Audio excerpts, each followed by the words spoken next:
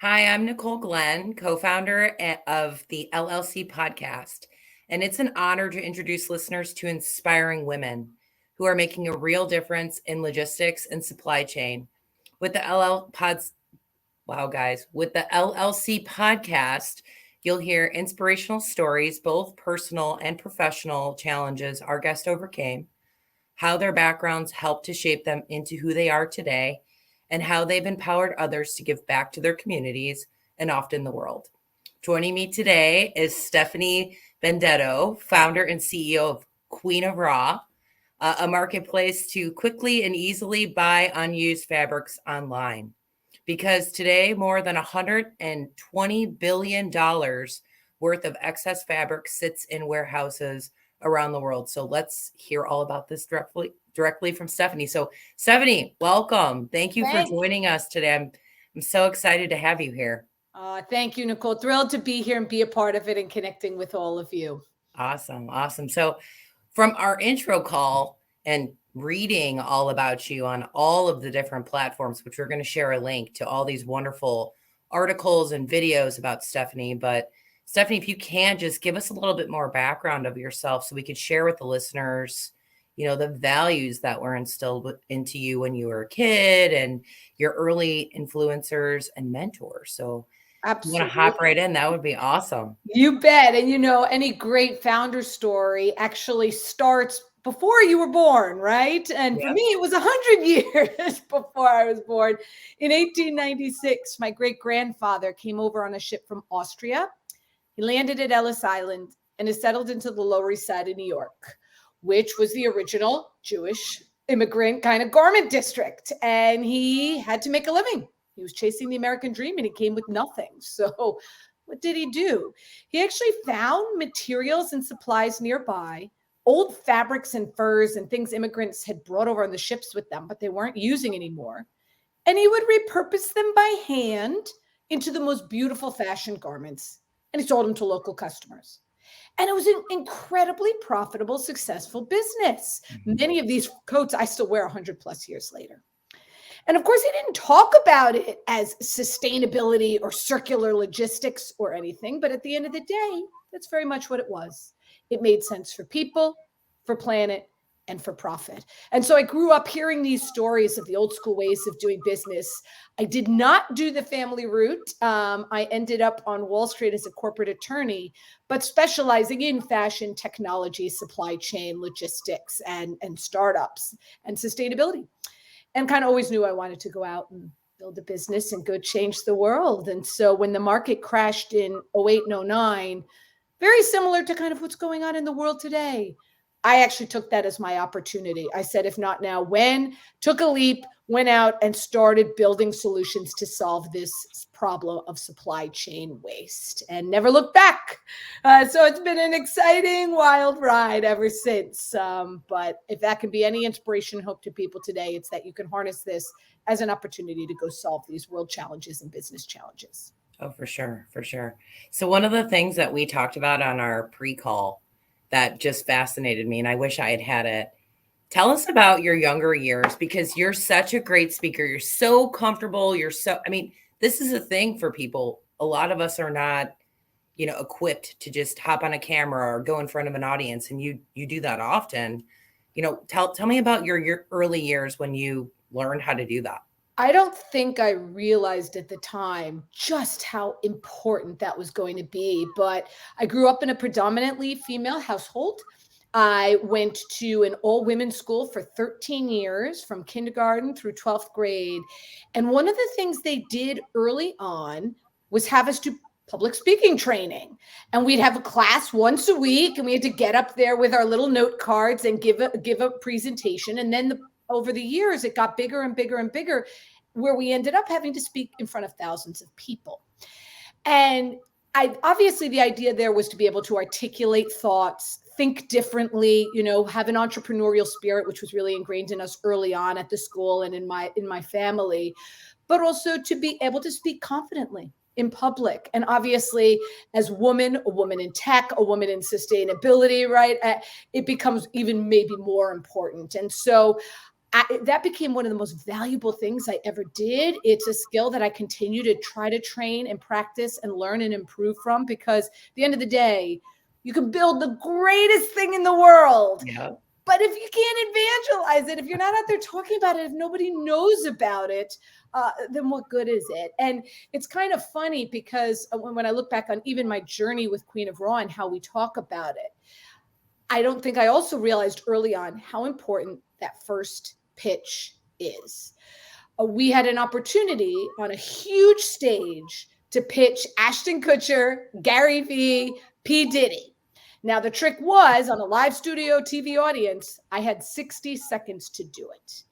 And that is, I think, a real showcase where that training came up, because, you normally have your 20-minute pitch. You've got your even 5-minute pitch, but a 60-second pitch to explain what you're doing, who you are, why, it's a lot. Did you practice to help? I practiced so much to the point where I was pushing my 3-year-old son in the streets one day in New York, and I leaned into the carriage because he was saying something. And I'm hearing over the loud New York City streets, "Are you naked right now?" "No, because you're using fabric. It's everywhere and it's polluting your water." He was doing my 60-second pitch. So on the one hand, I'd probably practiced too many times pushing the stroller as a working mom. But on the other hand, I said, okay, if he can get it, anyone can get it, and we can and will change the world. So it's kind of been a huge skill that, I hope everyone takes advantage of if given the opportunity. Do those competitions, practice your pitch. It's still a pitch I use to this day. I know this is kind of off script, but who did you learn from with developing a pitch? Like, where did you go to find resources on that? So there's a lot out there on pitching. And of course, there are different types of pitches, right? There's your pitch to investors and that famous Guy Kawasaki 10-slide deck. There's your, as I said, your 20-minute pitch, your 5-minute pitch. To get down to a 60-second pitch, we did a couple things. We obviously looked at the pitching we'd been doing and trying to learn from kind of online tools and resources.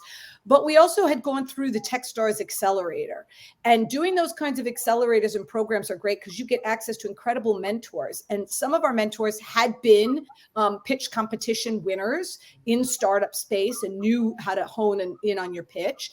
And some of them were actually incredible writers and had come from like formal writing and training and public speaking training. And we learned from them and we practiced. And obviously it's practice make perfect. I mean, it is something, probably one of the hardest things I've ever done was get that 60-second pitch crafted to where it really spoke to who we are, who I am, why we do it. Powerful. That has to be so powerful. It has to. But the best thing I could say, practice it off your children, right? Make sure they get it. Practice it in front of, taping yourself on Zoom. Practice with any other people and get feedback from investors, from customers, from your friends. And you just keep honing it in and getting better and better. But, good to think outside the box. And it's always fun to have a nice, sexy beginning catchphrase like, "Are you naked right now?" to get some attention. Yeah, it will. It will definitely grab people. They'll go, wait, what did I just hear? Yeah. So another thing you had talked about was your inspiration, your famous person that was inspirational to you. So I would love to talk about that too, because I think listeners would go, hey, I'm going to research that and find out how this person put fire into you. Yeah. I mean, obviously, I if you can't tell my personality, if the accent doesn't give it away, I am in New York City, born and raised in the suburbs, girl. And in my family, it was a lot of strong women who inspired me every day, including my grandmother, my mother, my sister. But we were asked in our school in 7th grade in our current events class to write a paper.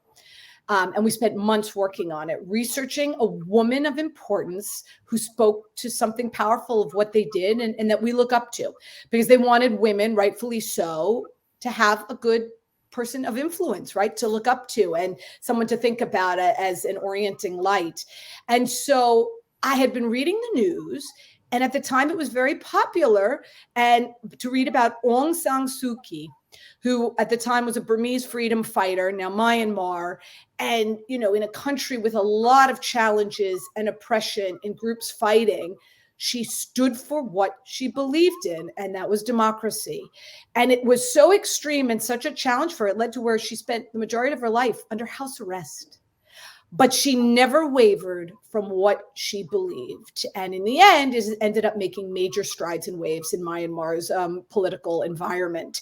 And that kind of determination and fighting against oppression and really inspired me that, one person, and then with the collective support of others, can and will change the world, even one woman for a whole country, right? And it spoke to me miles away from Myanmar. So it's someone I continue to follow her journey, and I had followed her path. And whenever those days, inevitably as a startup founder, right, you've got days that are more challenging than others, and problems you don't necessarily know how you're going to think through it and solve it, but 2 steps forward, 1 step back is still 1 foot forward. And I kept thinking of her and what she dealt with and how she stood by, her 60-second pitch, her guiding light, her internal monologue for democracy. And it's a big part of what continues to drive me to this day.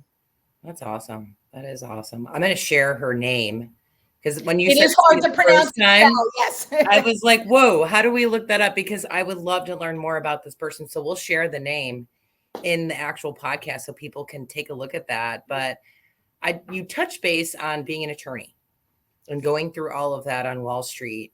And you had said that when we hit the recession, you decided to make this change. So how did you shift from attorney into the Queen of Raw? Like what happened in between? Yeah. And, I do have to say, having a legal background has been incredibly helpful. It helped in my public speaking, in my negotiating, in drafting contracts, and how I think about things, right? And the logic behind it. Definitely helped in the early stages of the startup, although we have full outside legal counsel now. I saved a lot in legal bills in the beginning, doing my own, as any bootstrap startup will.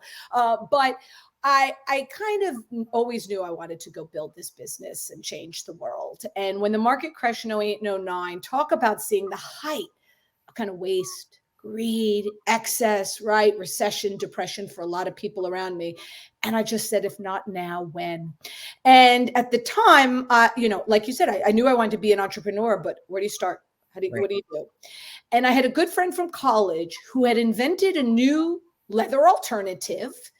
But she's creative, but she didn't have any business and legal background, didn't know how to bring this to market. And so we partnered together in it and we started building the business. And it kind of started taking off when sustainability was just starting to get talked about years ago.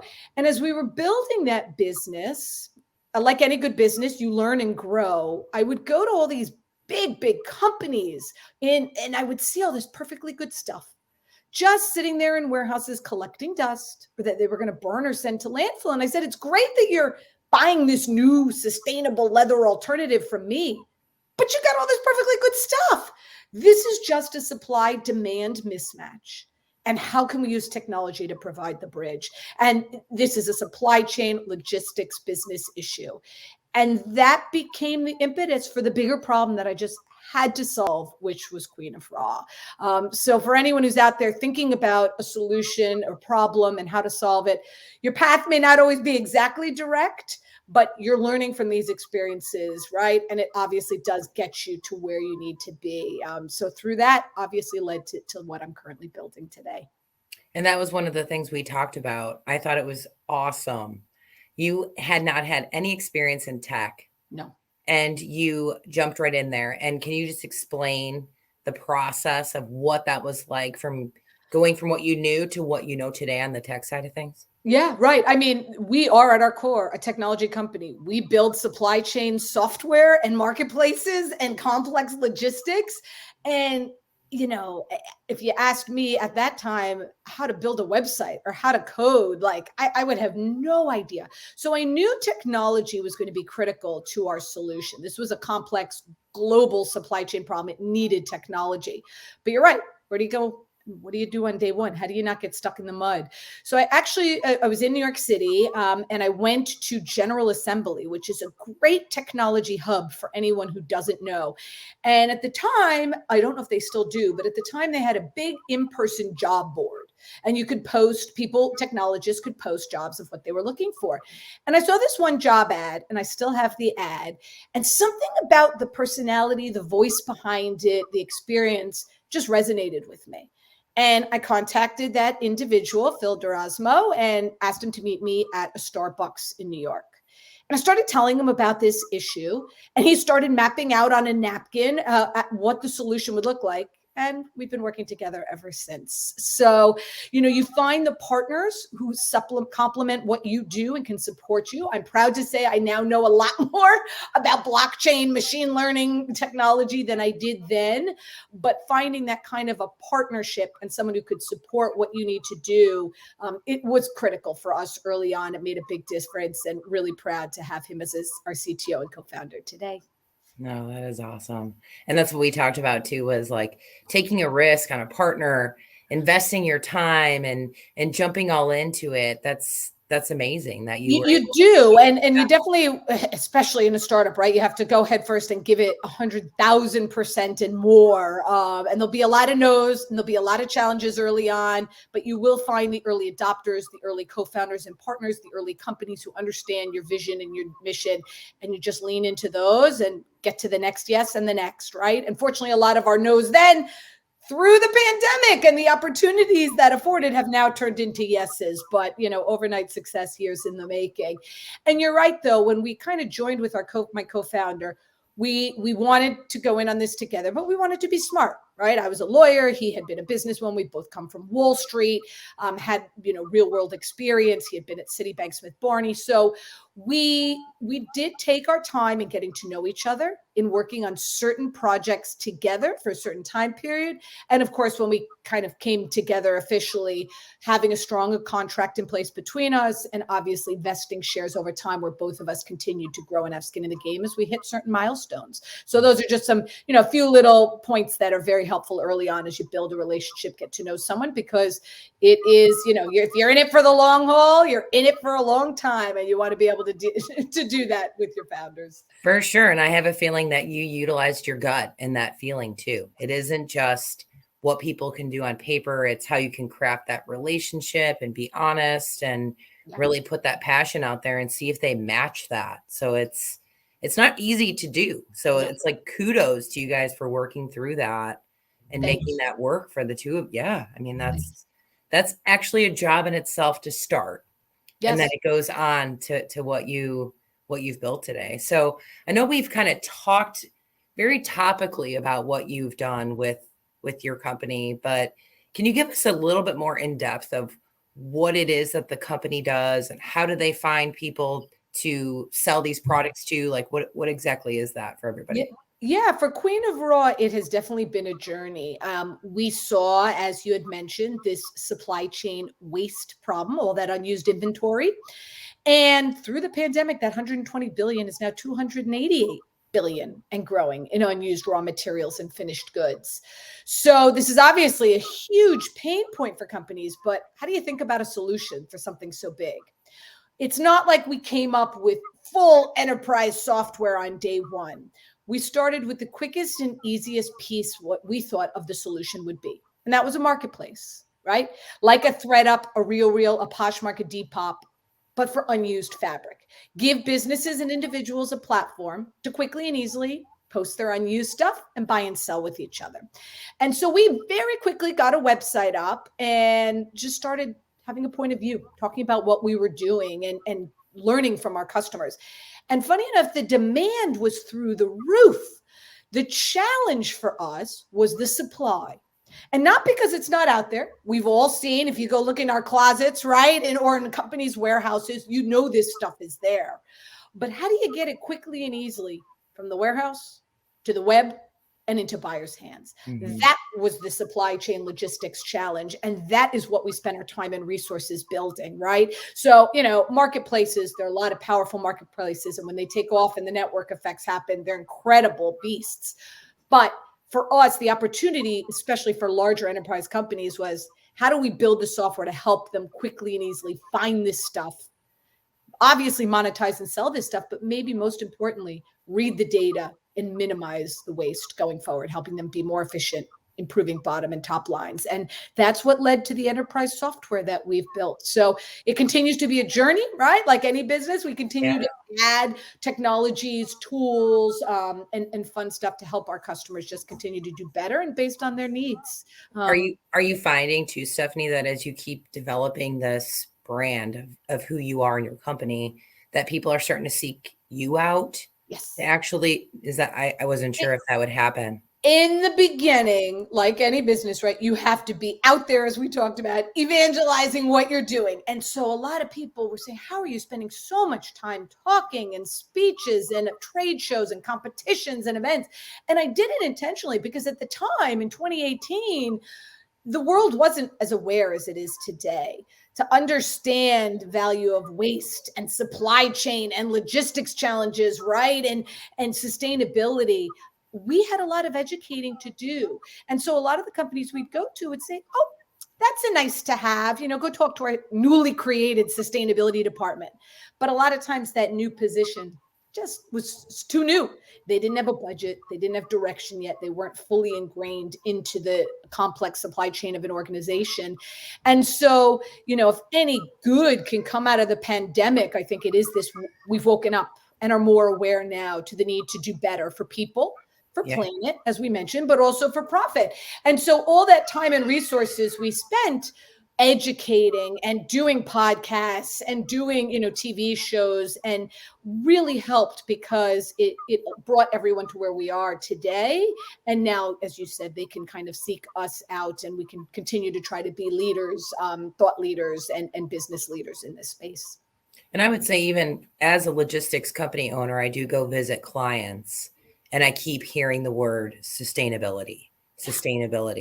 So it's amazing that it's starting to be an emphasis. It and I is. think, yeah. But what's funny? Like when I hear that S word, sustainability, it means so many things to so many people. And I'm glad it means something to people today. Mm-hmm. And most people now have heard of it. But I think the challenge that we have is that a lot of times for companies, especially if you don't know exactly what it means, you don't know where to go and what to do on day one. It seems almost overwhelming. You get stuck in the mud. And that's why I've been such a proponent of kind of waste and supply chains, because if you can find waste, you can sell it and make money today. And then you can take that money and put it back into doing good work in your supply chain. You can pay your workers more. You can improve, your partnerships, your logistics. You can use more sustainable materials. And you can do it without your overall CapEx expenditures going up. And so at the end of the day, I know as much as businesses care about sustainability, and they do, it has to make economic sense as well. Otherwise, why would any company adopt it? How could they? Right. And, obviously, I think consumers are demanding it, which is great. And I'm sure you're very aware, right? The laws are changing. And so the world is requiring it. But we have to make sure we build business models that make business sense when it comes to sustainability. For sure. I mean, I'm talking about another podcast guest that I had that you actually know, Lisa Morales-Halibu. Yes. She had told me that when products are not used, it could be up to 40%. Like you had said, even with the fabric, literally goes into a landfill or gets lit on fire. I mean, if we think about the tonnage of that and what that does to our environment, it's beyond impactful. And I think even the data that you're showing and the data of what that impact is on the world is finally getting people's ears, that we need. It is. I mean, I don't like to harp too much on the scary statistics because obviously I like to talk about the solutions. But by some accounts, fashion and textiles is the number 2 polluter in the world of clean water globally. And here's one fact that always resonated with me, according to the World Wildlife Fund. If we continue at the current pace of textile production, by 2025, 2/3 of the entire world's population will face shortages of fresh water and be exposed to hazardous chemicals from textile production alone. And I mention that because we're not talking about 100 years from now. We're not talking about 50 years from now, right? Mm-hmm. We're literally talking about today and on our shores. But I like to flip that. And the final kind of inspiration message I'll leave with everyone is that also means that fashion and textiles have the power to solve the world's water crisis. if we rethink models and how we do things. And to me, that's incredibly powerful. It's a big part of what Lisa's doing, right, with on-demand manufacturing. And I think as we look at supply chains of the future through the pandemic, I definitely think we're going into a world where supply chains and logistics are going to become much more on demand, more local, more digital, and more sustainable, right? And we need resources, technologies, and tools to provide and support that. So with this whole concept of sustainability and moving forward, where do you see your company in about 5 years from now? So, we started obviously in textiles because it's a huge opportunity nobody was paying attention to, and fashion is the biggest consumer of that. But if you think about it, it's not just your clothing, it's also the material on your chair, the inside of your car, the carpet under your feet right now. And so we're excited as now we are growing in other verticals in automotive, aviation, computer electronics, consumer goods, CPG, and packaging.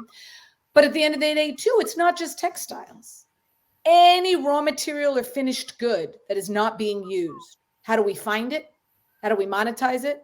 And how do we measure it and minimize it? And that's what our software does at the end of the day. So very excited to see the power that can happen when we come together, both for circular economy, but also across industries and around the world. And we're just getting started.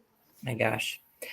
Every time I just think of you, I just think of the word disruptive. Like it's wonderful out there, putting yourself out there. And so thinking about that and where you're headed and where you've come, like, what's the best advice you've ever gotten in your career? Or what's the best advice that you got that you didn't take that you'd love to share with our listeners? 2 pieces of advice, and some may resonate with people. It may be things you've also heard. The first, which my early school upbringing obviously put into me, was don't be afraid. So often as entrepreneurs, we want to hold what we're doing close to our chest. We want to perfect it. We're afraid other people are going to steal the idea. And you almost wait too long to show it to the world and to evangelize it. Start talking about what you're doing immediately and get it out there. Don't be afraid to put it out there because you have to learn from your customers, your community, from the competition, from the feedback, right? And the criticism in order to improve and evolve. The other thing that someone told me is don't be afraid to move into a crowded space. A lot of times we look for business opportunities where like nobody has ever touched this, right? Or it's totally different than anything else out there. The interesting thing about moving into what may be a more competitive space, and obviously the space that we're in has become more competitive through the pandemic as people have woken up to these issues, is that you can learn from those around you, learn from anyone who came before you, and be the last player in the market to really dominate. And so those are just 2 things that really kind of have kept close to me. And when I think about why I do what I do, I'm doing it for my children, right? I want them to have clean water to drink, clothes that aren't toxic to wear, and a planet to live on. And I'm not stopping till I do. That's amazing. I have one last question for you. You bet. Which is, if you can teach young women coming into this industry one thing, what would it be? You already given a bunch of awesome nuggets, but what's that one big thing? Yeah, no, it's what we started this with, right? For young women in this space, don't be afraid to speak publicly. Get that public speaking training early on, and then kind of along that same topic and finding confidence in yourself. Don't be afraid to be a working mom, right? A lot of people are afraid to start businesses because of the time and resources it takes, especially when they have a family. And of course, I understand not everybody is in a position to be able to do it for a variety of reasons, but don't just let the fact that you have children be a reason you don't do something. Because I actually launched Queen of Raws. I was having my first child, and it only made me stronger. Of course, yes, I had less time and resources available. I had a child, but in many ways, it made the time I had more valuable. I was more efficient in how I used my time. I was obviously up at fun cuckoo hours, which was great to work with international clients. And it gave me that inspiration of why I do what I do. And I'm a better mom and a happier mom because I do that. And I make him and my 2 sons as a part of the business, right? Let them feel a part of it, understand why I do what I do. And they come into a number of our videos and events as well. So we're all stronger together. Just do it. Amazing. Well, that is the end of our show. So Stephanie, thank you so much for your time on coming on here and just telling us about your journey. I think what I've taken from you is take a risk. It's okay. Jump in, feel that passion, light yourself on fire with that momentum, and conquer, or try to, in any way that you can when you believe in something. So again, thank you so much for joining us today. I loved having you on here. Thank you. My pleasure. And let's go change the world. Agreed.